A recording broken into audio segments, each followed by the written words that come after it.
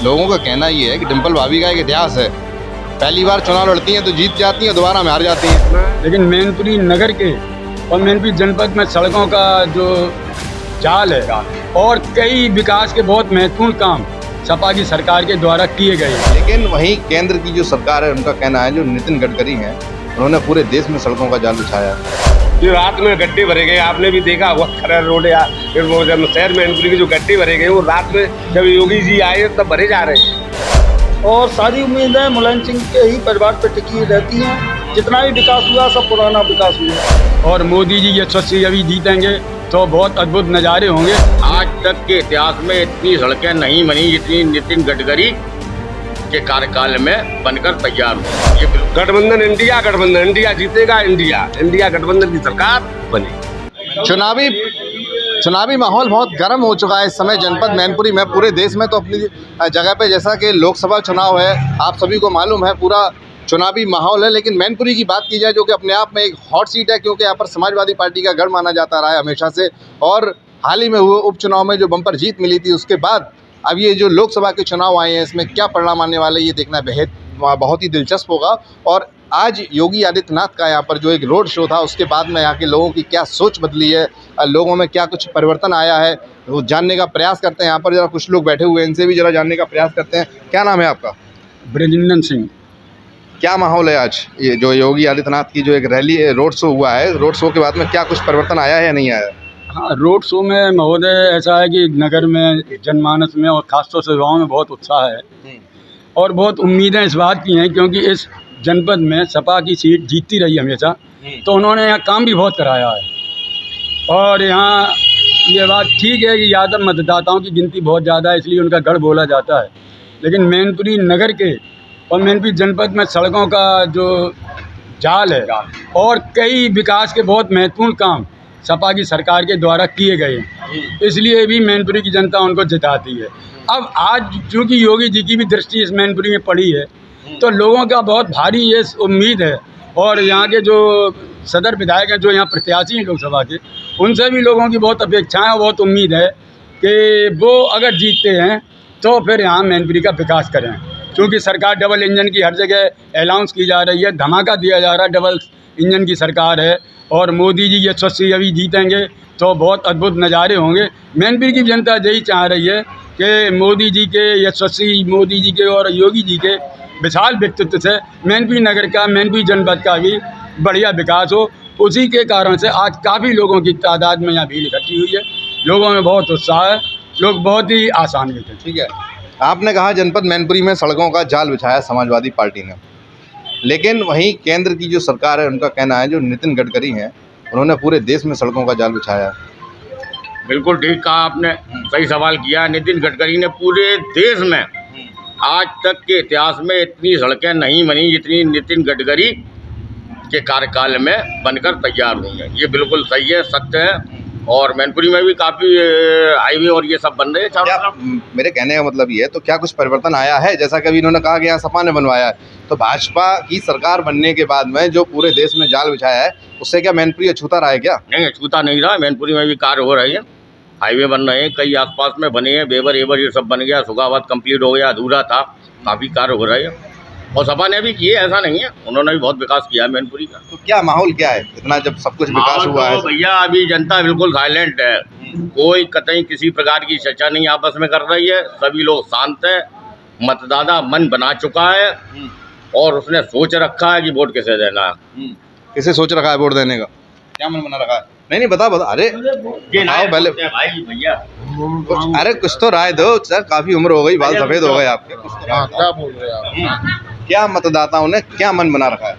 यहाँ देखो, आगे क्षेत्र की तो हमें नहीं मालूम, लेकिन शहर में जो है भाजपा का बिल्कुल पूरा वो मन है।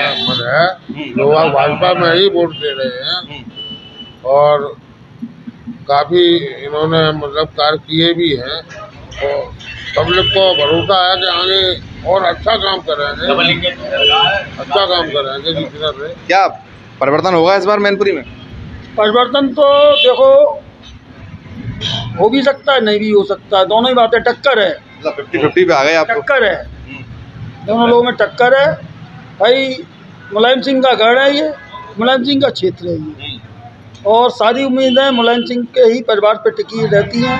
जितना भी विकास हुआ सब पुराना विकास हुआ है, नया विकास तो कुछ हुआ नहीं है। लेकिन यहाँ भी टक्कर है दोनों लोगों में। अब अभी मतदाता शांत है, मतदाता क्या कर सकता है ये जनता ही बता सकती है। क्या कहना है, टक्कर है, मानते हैं आप टक्कर है? देखो, श्रद्धेय नेताजी का क्षेत्र है ये, और श्रद्धेय जी नेताजी के क्षेत्र में जो शहर में विकास जो कराया है, चाहे वो लोहिया पार्क हो, चाहे सड़कों का जाल हो, चाहे पॉलिटेक्निक हो, चाहे वो केंद्रीय विद्यालय हो, चाहे कुछ भी हो, सब नेताजी की देन है। किसी भी पार्टी वाले ने 10 साल की सरकार में, मोदी जी की सरकार ने कोई नया कार्य मैनपुरी में नहीं कराया है। अब ना कोई जनता को उम्मीद है, केवल मोदी जी के जुमले हैं।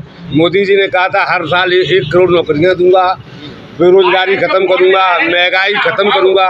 हमारे माननीय जी मोदी जी कहा करते थे कि कांग्रेस की सरकार को कि महंगाई के नाम पे माँ नहीं बोलना चाहती है, एक दिल्ली की सरकार माँ नहीं बोलना चाहती है। और आज जो 40,000 की मोटरसाइकिल थी वो 1 लाख रुपए की हो गई है, और गरीब के मंगलसूत्र तो बिचने लगे, वो बच नहीं पाएंगे। वो 75,000, 30,000 तो सोना 75,000 हो गया है। 2014 में जो 30,000 सोना था वो आज 75,000 है। गरीब की महिलाएं मंगलसूत्र नहीं पहन पाएंगी, और मोदी जी की 10 साल की सरकार में जुमले के अलावा कुछ मिला नहीं। मोदी जी कह रहे हैं गठबंधन आ गया तो मंगलसूत्र छिन जाएंगे। मोदी जी जो कह रहे हैं वो पहले ही छीन चुके हैं, तो उन्हें यही आवाज़ हो रहा है कि मंगलसूत्र छिन गए हैं। और जब एक दाएं उन्होंने केवल राजनीति करी है मंगलसूत्र पे, दोबारा उन्होंने राजनीति मंगलसूत्र कहना बंद कर दिया। पहली बार जब आए तो उनकी 400 पार, वो भी भूल गए 400 पार कहना। अब किसी भी मंच पे 400 पार नहीं कह रहे हैं। इन्होंने कहा संविधान को बदलेंगे, अब जो संविधान की भी कहने लगे हम संविधान नहीं बदलने देंगे।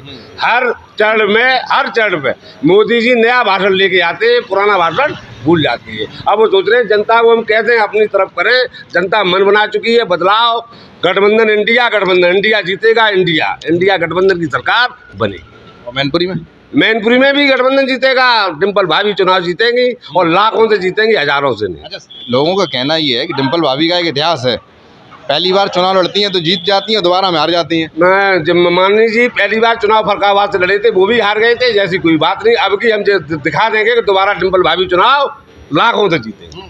जुमले की सरकार है बोल रहे हैं।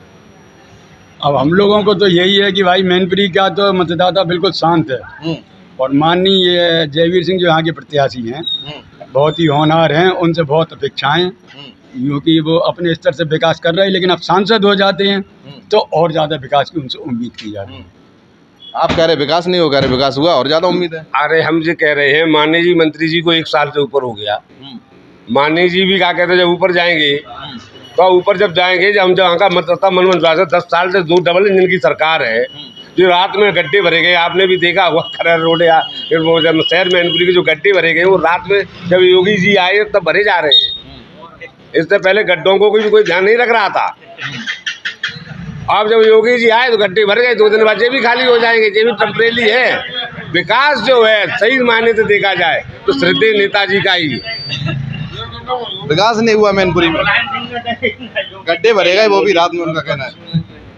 भैया उनका कहना यह है विकास नहीं हुआ, गड्ढे भरे गए। ये कार्य होता है, कोई भी नेता मंत्री किसी भी पार्टी का कभी भी आता है तो सारे प्रशासन की, PWD की, जिला अधिकारी की ड्यूटी होती है। कहीं कोई गंदगी है, गड्ढे हैं, उनको दुरुस्त करवाना। सभी सरकारों में ये काम होते हैं, ऐसा कुछ नहीं है। मुख्यमंत्री आता है तो हमेशा होता है, ये कोई नई बात नहीं तो है। ड्यूटी निभाई गई, वो ड्यूटी उसमें क्या परेशानी है आपको? हमें कोई परेशानी नहीं। जाते पहले बता दें कौन सी सड़क बन गई।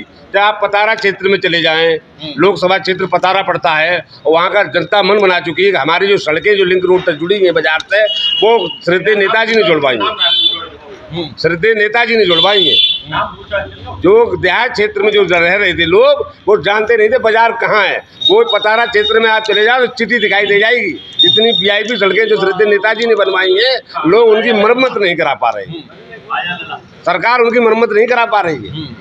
जो श्रद्धेय नेताजी सड़कें बनवा गए, एक भी काम जो गिना दे, ये 5 काम गिना दे। मैनपुरी में डबल इंजन की सरकार ने 5 जो काम किए हो, वो 5 काम जो गिना दे, कौन सी 5 काम है। लेकिन देश में तो काम किए, सड़कों का जाल बनाया पूरा। देश में देश के प्रधानमंत्री हो, हम जहाँ मैनपुरी में रह रहे हैं, यहाँ हमें कुछ चाहिए कि नहीं चाहिए? हम देश तो घूमने जा नहीं पा रहे हैं, हम पहले मैनपुरी तो घूम लें, तो हम देश के लिए जाएं। मैनपुरी तो हम घूम लें। तो क्या मैनपुरी में मिला नहीं कुछ? मैनपुरी को भैया बराबर मिल रहा है। देखो, सुल्तानगंज के पास वो हाईवे तैयार हो गया, ठीक। अभी ज्योति बाईपास पे हाईवे तैयार होने वाला है। नई पुल बन गया ईसन नदी का, कोई कार्य बाकी नहीं है। सारे कार्य हो रहे हैं, अनवरत हो रहे हैं, पूरे देश में हो रहे हैं। अब आप उधर पहुंच जाओ अटल टनल पे, और पहुंच जाओ आप अपना वो कौन सी सीमा लग रही है नेपाल के पास, वहाँ सारी सड़कों का इतना भयंकर जाल। उत्तराखंड में चले आप, पूरे देश में बहुत ज़बरदस्त तरीके से सड़कों का जाल तो ऐसा बिछ रहा है कि जो दूरियां 20-20 घंटे में तय होती थी, वो 4-4 घंटे 2-2 घंटे में तय हुआ करेंगे। हाईवे निकल रहा है। माने तो देखा जाए तो श्रद्धेय नेताजी का ही विकास नहीं हुआ मैनपुरी में, गड्ढे भरेगा वो भी रात में, उनका कहना है। भैया उनका कहना यह है विकास नहीं हुआ, गड्ढे भरेगा। ये कार्य होता है, कोई भी नेता मंत्री किसी भी पार्टी का कभी भी आता है तो सारे प्रशासन की, PWD की, जिलाधिकारी की ड्यूटी होती है। कहीं कोई गंदगी है, गड्ढे हैं, उनको दुरुस्त करवाना। सभी सरकारों में ये काम होते हैं, ऐसा कुछ नहीं है। मुख्यमंत्री आता है तो हमेशा होता है, ये कोई नई बात वो नहीं तो है। ड्यूटी निभाई गई, वो ड्यूटी उसमें क्या परेशानी है आपको? हमें कोई परेशानी नहीं। जाते पहले बता दें कौन सी सड़क बन गई। चाहे आप पतारा क्षेत्र में चले जाएं, लोकसभा क्षेत्र पतारा पड़ता है, और वहाँ का जनता मन बना चुकी है कि हमारी जो सड़कें जो लिंक रोड तक जुड़ी हैं बाजार से, वो श्रद्धेय नेताजी ने जुड़वाएंगे। श्रद्धेय नेताजी ने जुड़वाएंगे। जो देहात क्षेत्र में जो रह रहे थे लोग, वो जानते नहीं थे बाजार कहाँ है। वो पतारा क्षेत्र में आप चले जाओ तो चिट्ठी दिखाई दे जाएगी। इतनी VIP सड़कें जो श्रद्धेय नेताजी ने बनवाई हैं, लोग उनकी मरम्मत नहीं करा पा रहे हैं। सरकार उनकी मरम्मत नहीं करा पा रही है। जो श्रद्धेय नेताजी सड़कें बनवा गए, एक भी काम जो गिना दे, ये 5 काम गिना दे। मैनपुरी में डबल इंजन की सरकार ने 5 जो काम किए हो, वो 5 काम जो गिना दे, कौन सी 5 काम है? लेकिन देश में तो काम किए, सड़कों का जाल बनाया पूरा। देश में देश के प्रधानमंत्री हो, हम जहाँ मैनपुरी में रह रहे हैं, यहाँ हमें कुछ चाहिए कि नहीं चाहिए? हम देश तो घूमने जा नहीं पा रहे हैं, हम पहले मैनपुरी तो घूम लें, तो हम देश के लिए जाएं। मैनपुरी तो हम घूम लें। तो क्या मैनपुरी में मिला नहीं कुछ? मैनपुरी को भैया बराबर मिल रहा है।